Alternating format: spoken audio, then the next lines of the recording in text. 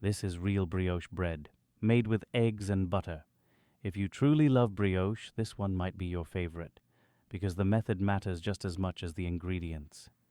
Today I'll show you how French brioche is really made, from dough temperature to butter incorporation, to that soft, rich texture you can actually feel. So, let's get started. Let's start right here with the yeast.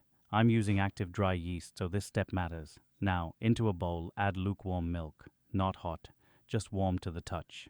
Add 1.5 teaspoons of active dry yeast, 4.5 grams. If you're using instant or fresh yeast, use room temperature milk instead, and skip activation process completely. 3 tablespoons of sugar and 3 tablespoons of flour. Give it a good mix until smooth. This little mix builds flavor, which really helps in rich doughs like brioche. Cover it lightly and let it sit for around 30 minutes. If you're planning ahead, you can even refrigerate this overnight. Slow activation, deeper flavor. While the yeast is doing its job, let's prepare the dry ingredients. Today I'm using 360 grams of bread flour. That's about 12.7 ounces, or roughly 3 cups. Add 1 teaspoon of salt flakes, around 5 grams.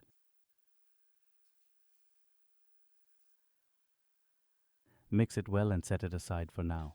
No rush here. Next, the eggs and butter. I'm using 3 whole eggs and 3 egg yolks today. The total egg weight comes to 195 grams. If you want to make this eggless, just skip the eggs entirely and replace them with the same weight of milk.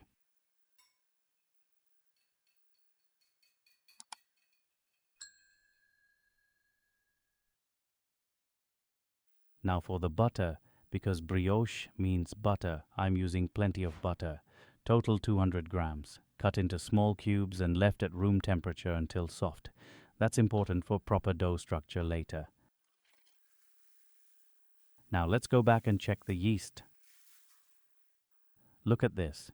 You see how foamy it is, active and ready. Everything is ready now. So in the next step, we'll bring everything together and start kneading the dough. Let's move on. Let's move to the stand mixer. Add the flour mixture into the bowl and activated yeast mixture.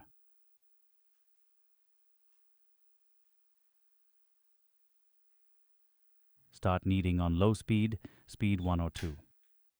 Actually, you can knead this by hand, but honestly, a stand mixer makes life much easier for brioche. This dough is very moist. It's heavily enriched with eggs and later a lot of butter. Developing gluten properly by hand would take a long time and a lot of effort, so let the mixer do the hard work. Add the eggs slowly, little by little, while the mixer is running. Don't rush this step. Let the dough absorb the eggs gradually. At this stage, patience matters more than speed. We're building structure first.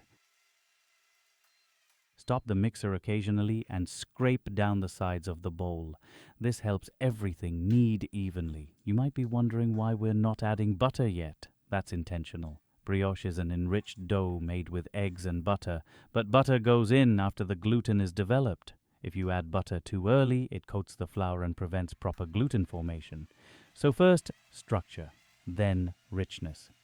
Once you add all the eggs, continue knead until dough gets soft and smooth. You'll notice the dough starting to tighten, smooth out, and stretch. That's the gluten developing.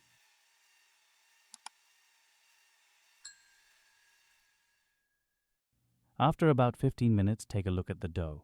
It should look smooth, elastic, and slightly shiny.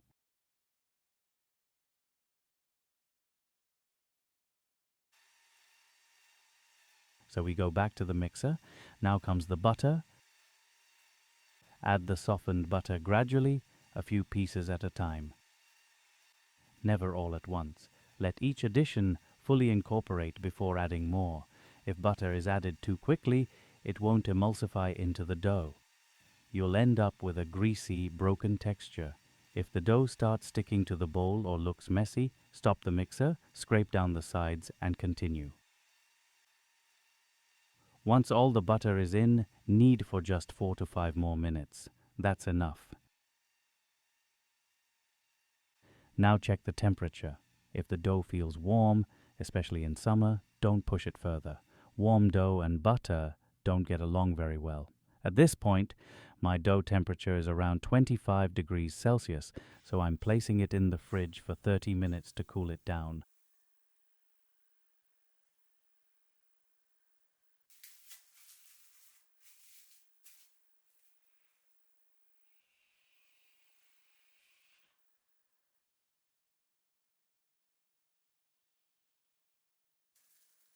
After resting, the dough temperature is now 21 degrees Celsius. This is a safe, ideal temperature to continue kneading. So we go back to the mixer.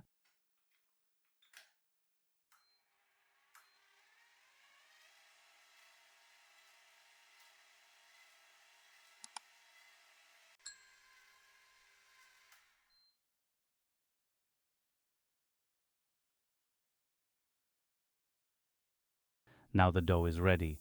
Transfer it into a lightly greased bowl. Cover it well. Today, I'm placing it in the fridge for 2 to 3 hours. If you have more time, an overnight rest is even better. Cold fermentation improves flavor and makes the dough much easier to handle the next day. All right, let's check the dough. Look at that. It's risen beautifully. Just press it down gently to release the big air pockets. I'm dividing the dough into 6 equal portions. Use a scale if you can. Even pieces bake evenly. Now roll each portion into a smooth ball. If the dough feels a little soft or sticky, that's normal. Just slightly adjust your hand with flour.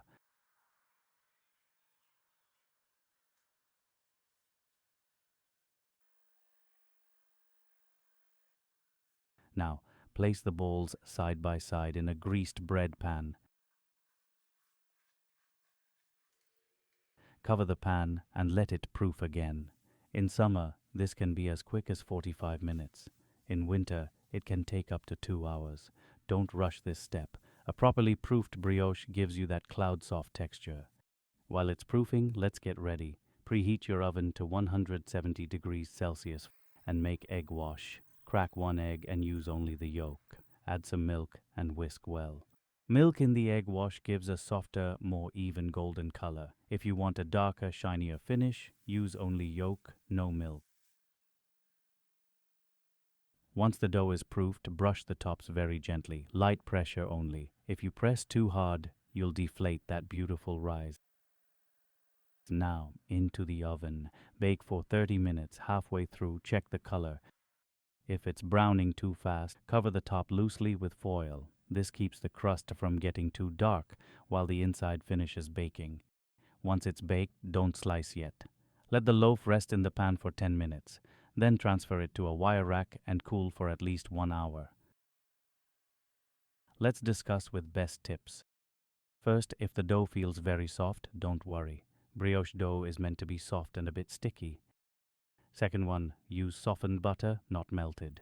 Soft butter blends in smoothly and gives better structure. Third, if the dough looks oily or broken, stop kneading and chill it in the fridge for 30 minutes, then continue. Temperature control fixes it. And fourth one, proofing can be slow, especially in cooler weather, because rich dough rises more slowly. Be patient. So, how is the recipe? If you enjoyed this brioche method, give the video a thumbs up, share it with someone who wants to make brioche at home, and subscribe for more easy, delicious recipes. Until then, enjoy and happy baking.